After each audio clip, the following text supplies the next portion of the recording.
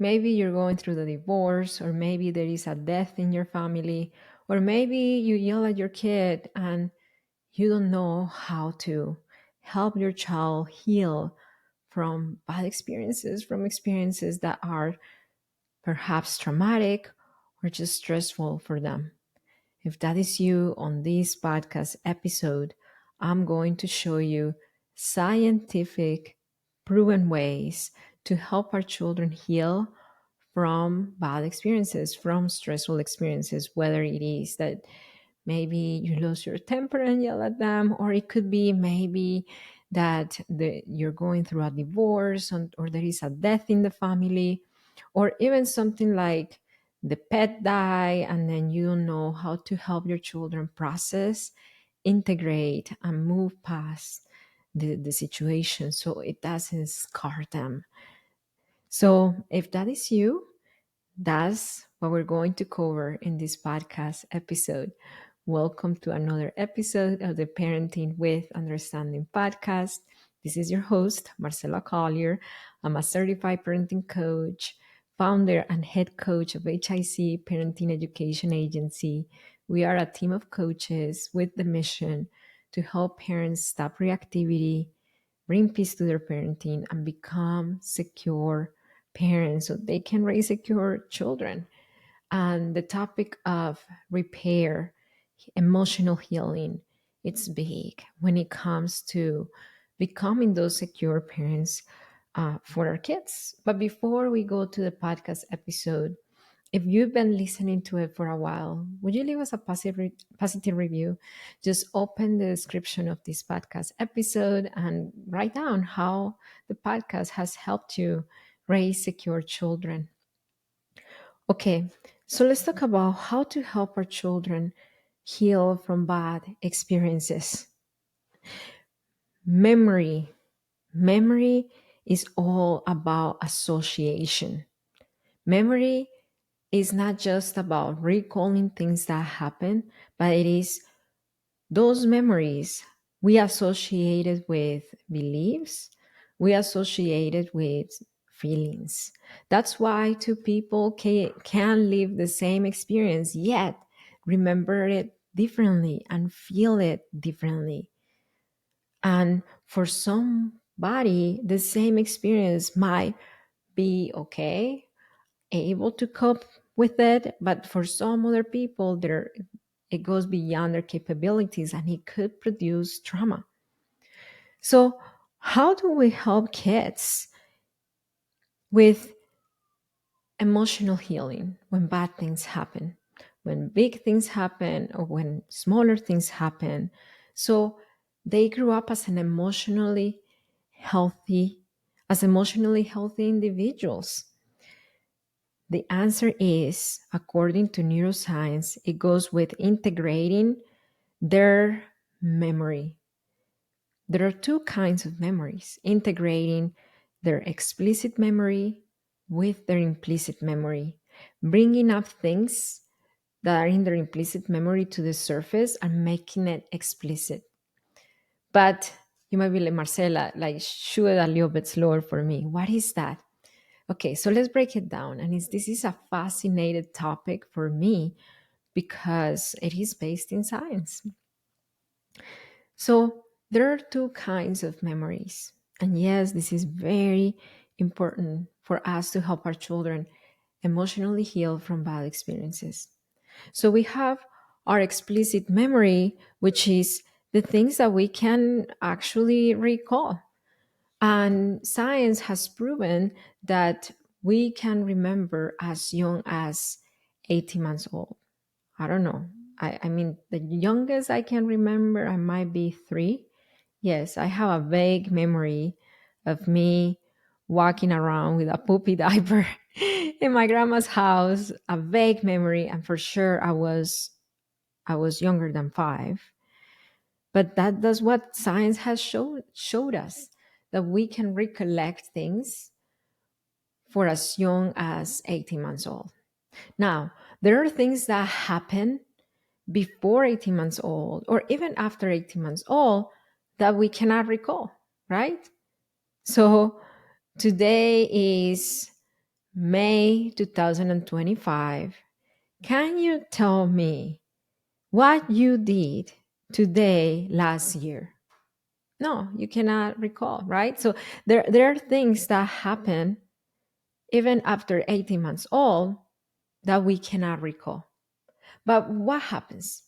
There are things that happen at 18 months or older, or even before, that we cannot recall, but that they stay as core memories. They stay as core memories because it's charged with emotional information. So, implicit memory is the stored up emotional memory that we have of experiences that we cannot recall, but they live there and they resurface. I don't know if you watched this movie Inside Out. Remember when Riley was having experiences, moving homes, and know that there were some things in her life that created core memories and they were stored up in her subconscious mind. So, core memories happen when there is a lot of emotion involved in the activity, yeah, or not in the activity, involved in the experience. That's a better word to describe it. And it's stored up in our nervous system and it becomes a core memory. Are core memories necessarily bad experiences? No. We have happy core memories. When we are just walking downtown and then we pass by a store and then a smell comes out and it just brings us back to our childhood. Has that happened that to you? And then you travel back to you in your grandma's house in the patio playing with your cousins while mamita and tias are mixing up the sancocho or the frijoles or and then you were not thinking about that. You were not recalling that, but your core memory is there. So when you walk downtown, not thinking about it, and then that smell comes out, and then you travel back in memory lane, that's a core memory stored up in your implicit memory, in your subconscious mind. So, the same way we have pleasant, good, implicit memories, we have unpleasant, perhaps traumatic, implicit memories. For example, I had an implicit memory about cats. I grew up not liking cats. I didn't like cats at all. And I was not really sure why I didn't like them. I just rejected them. My niece, she bought a cat, and then she invited me over to her house. She didn't tell me that she bought this cat. When I entered the house, the first thing that I saw was the cat on the couch. And I started sweating. I started getting not panicky, but I started getting really agitated, almost as if I was disgusted, mixed up with fear. I didn't do anything and I didn't say anything, but the cat sure noticed my mood, my attitude, my nervous system dysregulation, and he reacted to it. He hissed at me and then he ran and hid under the bed. And I didn't do anything, but that cat was able to connect to my implicit memory. At that time, I didn't recall that I had an implicit, unpleasant experience with cats growing up. Growing up, my grandfather, he had a litter of cats. Is that how you call it? Like a little group of cats? Sometimes I have a hard time, like if it's fish, it's a school of fish, right? If they're lions, it's a pride. And if they're cats, what's the name? A litter of cats? Hopefully. If not, correct me in the comments if you're watching this. So he had this litter of cats. He And then I remember one day I was interacting with the cats. I was very young, maybe or under. I was interacting with the cats, and all of a sudden, a cat fight started. And there were teeth, there were nails. It was a mess of fair of cats fighting, and I was in the middle. My parents were not right there, so they didn't rescue me right away. And I remember I was so frightened that I couldn't move. I was frozen. Well, when my parents saw that, they got me out of there, but I was already all scratched up everywhere. I was scratched up all over my hands and my legs. I don't remember if my face suffered. I just have a very vague memory of me crying with scratched up legs and hands. I forgot about it. I really forgot about that experience.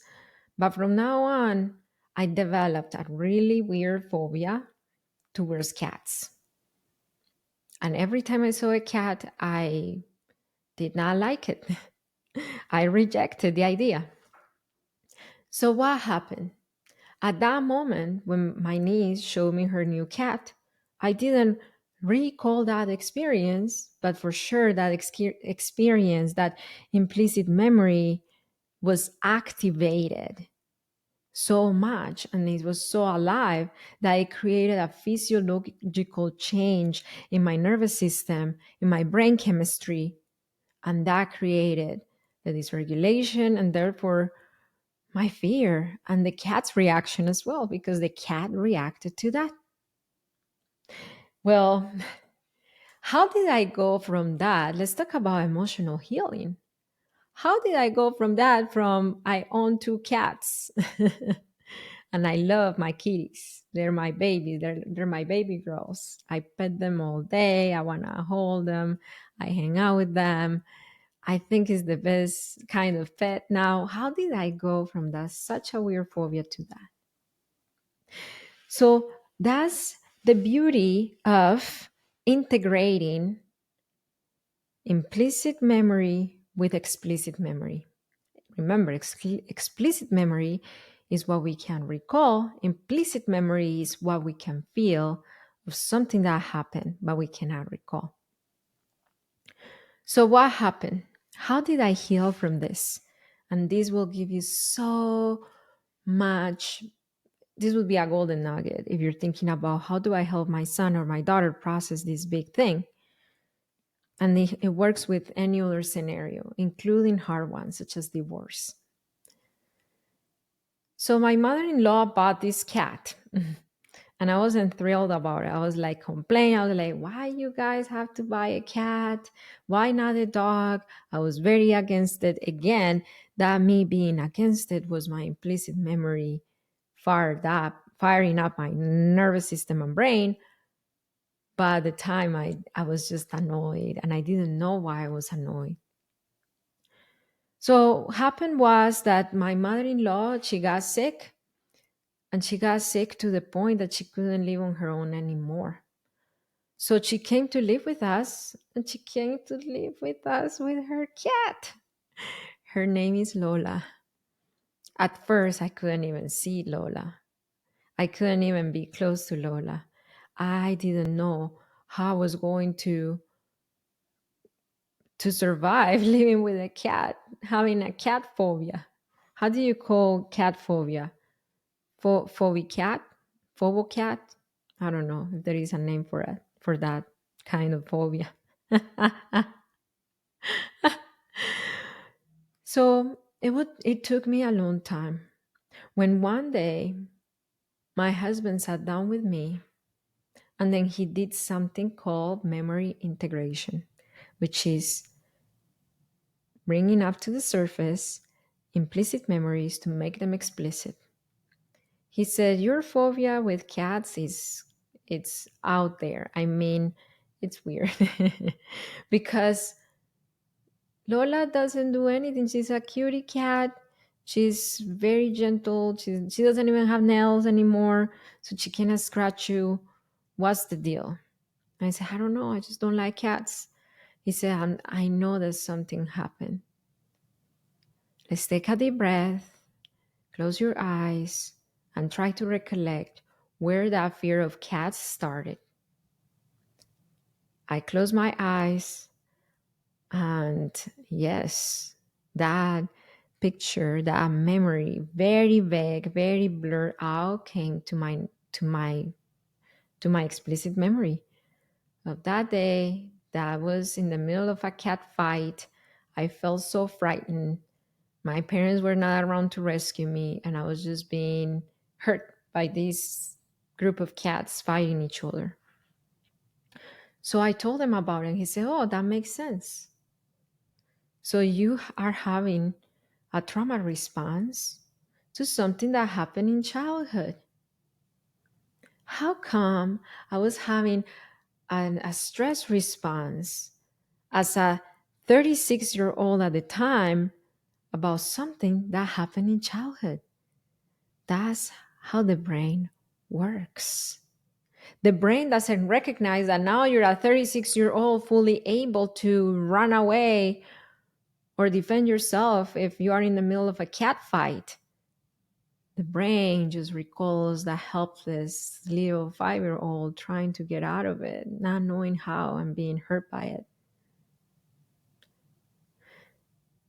So he started with helping me make the implicit, explicit. By the way, my husband is a counselor, so I have an unfair advantage there. If you have a child who has a weird reaction to things that you don't know what is this for, but every time we do this or this happens, it's just this weird reaction and I don't know what it is. If they're verbal, do this exercise. Do this exercise with them. If they're not nonverbal, it might be a little bit harder, and you might need to start the guessing game and giving them different scenarios, trying to help them recollect what happened. So, nervous system science has shown that just the recollection of implicit memories helps the logical brain make sense of the experience. As soon as I was able to recall that it was from that moment, my adult brain started backing me up with, wait, you're not this helpless child anymore, Marcela. Wait, Lola is not like those aggressive cats with nails. She doesn't even have nails. Wait, it's not the cats that are aggressive. It's that, like, you were in the middle of a cat fight, So it makes sense. There are no more cats here. Lola cannot get in any more fights. It's just her and us. So that recollection of implicit memories helps taming. Is that how you call it? I'm always asking you to help me with with my English, even though you cannot help me because you're at the other side. I hope you could talk to me. Tame, I think that's the word. That alone helps us tame our erratic reactions of our nervous system. So help your children bring the implicit memory back to explicit. One of our clients, his name is Marcus, when he came to coaching in HIC parenting, he was dealing with long bedtime battles. The 6-year-old, every time he announced it was bedtime, she started getting restless, not listening, jumping on the head of the bed, trying to get out of the bed, trying to get out of the bedroom. He tried so many things. He tried sleep courses, sleep training, you name it, and every time it was the same, and he was exhausted, so exhausted when he came to HIC parenting. What happened here? This was an example of this child having an implicit memory of a bedtime experience, a bedtime experience that usually ended in her father yelling, her father losing his temper. So there is something in nervous system science called priming. Our nervous system gets primed to feel and react certain ways when we live the experience long enough. So her nervous system was primed to the father eventually losing his temper. So the moment he announced bedtime, even if he was still calm, unregulated, and connected, her nervous system and implicit memory of bedtime being stressful and sometimes scary kicked in. And that's what didn't allow her to settle down and fall asleep. So, how do we do this? And this is another way of integrating memory. It is by creating new consistent experiences that create new core memories for your children and that will outweigh the other ones, that will outweigh and heal the other ones. So when he came to coaching with us, we developed in him emotional regulation skills so he did not end up yelling at the end of the night, mindset skills to understand how his daughter was processing and living bedtime, the bedtime experience. We trained him in his daughter's needs, considering she was ADHD. We trained him in positive discipline skills so he was able to talk to her and communicate with her in a more assertive way. So he started giving his daughter consistent experiences of connection, safety, and with time, a new core memory created. With just 10 weeks of coaching, bedtime went from 2 hours meltdowns to just 20 minutes. And this is Marcus's story. You enrolled I think your biggest reason why you came, it was because of Mickey's bedtime struggles. Yeah, How is it now? it's great. It's just great. And it's just nice and gentle, and there's no fighting. And even on a bad day, it's far better than the best day before we enrolled. So she goes to bed earlier, and she sleeps better, and she's just it's like being with a teddy bear instead of with a bear in bed. It's really yeah. So that was Marcus. To help our children heal from bad experiences related to our parenting, it's imperative, important, crucial, key to give them consistent experiences so they're able to create new core implicit memories that recollect feelings of safety, of warmth, love, and connection. And you're like, Marcela, this story resonated so much with me. Now I understand why my children don't settle down because I lose it and I don't know. I feel trapped. I don't know how to get out of reactivity.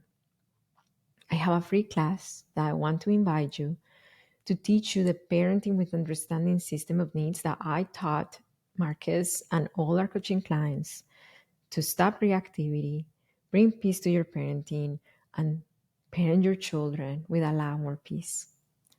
To access this class is in the description below or up here, or go to my website, hicparenting.com, hicparenting.com, and the free class is there. So that's the second way to help our children integrate their memory for growth and healing. Now, what happens when we don't integrate implicit memories with explicit memories? What happens when they remain unprocessed? When we dismiss it, let's just say that your your son's lizard died and you're like, okay, son, it's been a week. I will buy you a bunny, but let's move on from this lizard situation. Those implicit memories remain unprocessed.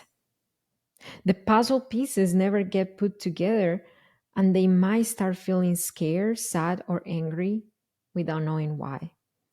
And this is a quotation that I got from the book The Whole Brain Child from Dr. Daniel Siegel and Tina Pay Bryson. What about us parents? What about if we are the ones who need to heal from bad experiences so we can be the secure parents for our kids? Our implicit memories influence so much the way we relate to our kids, the way we feel as parents, and the perception we have about our own parenting. So there was a client who came in, it was a long time ago, one of my first clients many years ago. She was a homeschooling mama who was struggling to have a positive, power struggle free homeschool experience with her two kids. She was a not a retired teacher, but she was a former teacher, now a homeschool mom. And she had a lot of high expectations about her being her kid's teacher just because she's a licensed childhood educator, early childhood educator. But then the reality didn't match the expectation. The homeschool was full with power struggles and her pulling her teeth to get the children to follow the activities. At the end of the homeschool day, she felt so drained that she didn't want to do anything else. And by dinner time, she was reactive and yelling towards her kids. She was feeling that she was disappointing them, that she was disappointing herself, that she was failing them. She even said that she felt fear of them rejecting homeschooling and asking her to go back to public school. And that was kind of like the sign. If that happened, if that in fact happened, that would have been the sign of you failed. You completely failed on this attempt of homeschooling. And she took a lot of pride on that. And she did not want to feel like it was a failure for her because she took it as this is my career.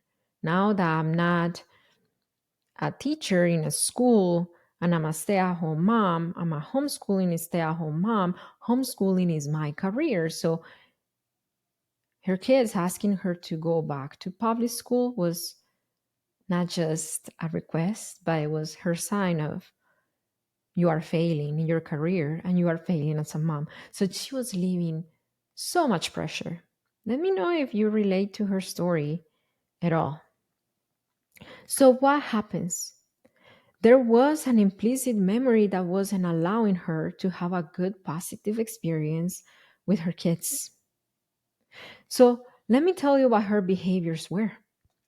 She was stressing out about the curriculum. So, every night she was until very late preparing the next day's activities. And then the next day, she was very stressed out about presenting it the right way. If her kids were not fully engaged in it, she took it personal and she got controlling, a little bit snappy at times.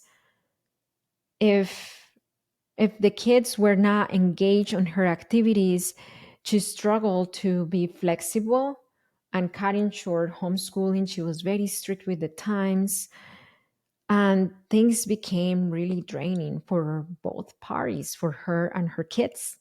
Her kids were not asking yet to go back to public school, but they were very resistant every day to homeschooling activities. So, what was the implicit memory here? Remember that she had a fear of her children rejecting her homeschooling and asking to go back to public school. That was a belief, that was a fear that came from a rooted fear of rejection. Because growing up, she grew up in a household of two girls. It was her and her sister. And her sister was always the quote unquote perfect trophy child who won all the awards, who got all the recognition. And as much as this mom, this lady tried and tried and tried and tried to please her parents, she didn't get the recognition She didn't get the acceptance. She didn't get the validation that her sister got. So she grew up with fear of rejection and fear of failure. So when homeschool happened, she was like, this is my chance to show I'm not a failure and for my children to accept me. She took it very, very personal because she was acting from these implicit memories of fear of rejection that created the stress, that created the overperformance, that created the the controlling environment, that created her staying until very late at night preparing for preschool activities the next day and waking up already tired. That created her homeschool environment. So, what did we do in coaching? In coaching, we did the memory integration. We brought up to the surface her implicit memories from childhood and connected it to her homeschool experience. She started making sense of the stress, of the fear of not performing, of the fear of failure, of the control. And she started healing that part. She started creating a new narrative and integrating a new way of relating to challenges in life. She went from trying to control to becoming a little more flexible, a little more easygoing, and to not beat herself up when preparing for the next day activities. She started following her children's cues of engagement and not engagement and taking breaks when her children needed breaks. Now, when her clock said was over, homeschool started becoming a more pleasant experience for her. And guess what happened? Her kids started following it. They started feeling a lot more joyful and relaxed, playful. And homeschooling went from stressful to becoming a core pleasant memory for her and her children. And that's how she started healing from that bad experience.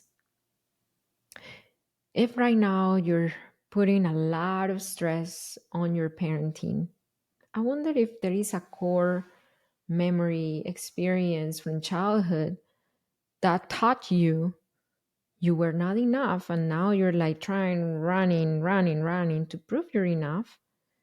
I wonder if your parenting is being run a little bit by implicit memories. This is one part of the work that we do with our clients in HIC parenting coaching. And let me tell you, me as a coach, I'm a certified parenting coach, but when I am struggling in my parenting, I get coaching from the other coaches in HIC parenting, even as a coach, because it's like performing surgery on yourself. It's impossible for me, or at least really hard, to recollect those memories, to bring them up and to integrate them without the guidance of someone who is at the other side of the fence, not so invested on the current struggle that I'm having. So sometimes I need parenting coaching. I'm the firm believer that every person who has a child needs parenting coaching. Because even if you feel great in your parenting, there are some things from your childhood that flare up. And parenting books and tips and reels would not do that kind of memory integration work that parenting coaching would do for you. If this podcast episode gave you a lot of golden nuggets and information on how to help your child heal and integrate their memory to heal from bad experiences or stressful experiences, or even yourself, We share it with a friend. Just open the description and share it with a friend. Say, hey, this was a great episode. I hope you found it great. And that will help us get to more parents. And remember that it only takes understanding of yourself and of your children's needs to transform your parenting and raise secure children. See you next time.